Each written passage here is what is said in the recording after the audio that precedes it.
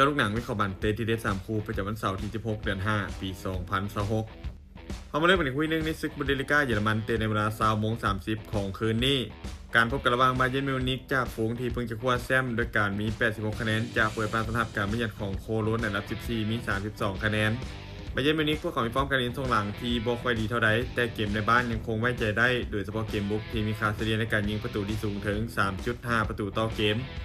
ส่วนโคโลนทีมเยือนฟอร์มโดยรวมยังคงมีปัญหาโดยเฉพาะเกมรับเวลาพบกับทีมใหญ่และเกมเยือนค่อนข้างแกร่ง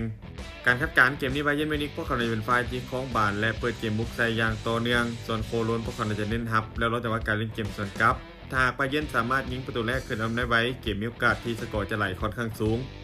การคาดการณ์สกอร์ที่น่าจะเกิดขึ้นบาเยิร์นมิวนิกจะเปิดบ้านเอาชนะโคโลนไปด้วยสกอร์4-1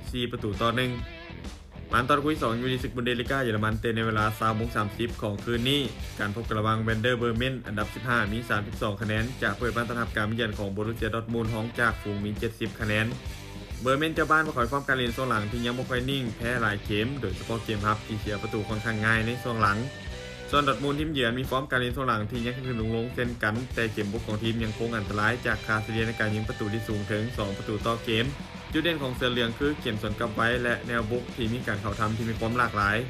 เกมนี้ภาพรวมคาดว่าดอร์ทมุนด์น่าจะเป็นฝ่ายที่ครองบาลและบุกหลายกว่าส่วนเบอร์เมนมีโอกาสจะยิงได้เหมือนกันเพราะแนวรับของทีมเยือนค่อนข้างที่จะลุดในบางครั้ง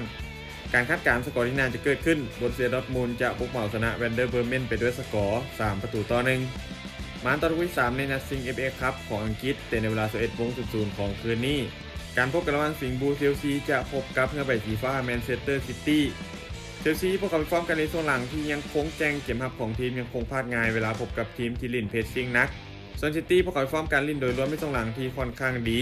การคล้องบาลของเขาและการเข้าทำค่อนข้างจะมีประสิทธิภาพกว่า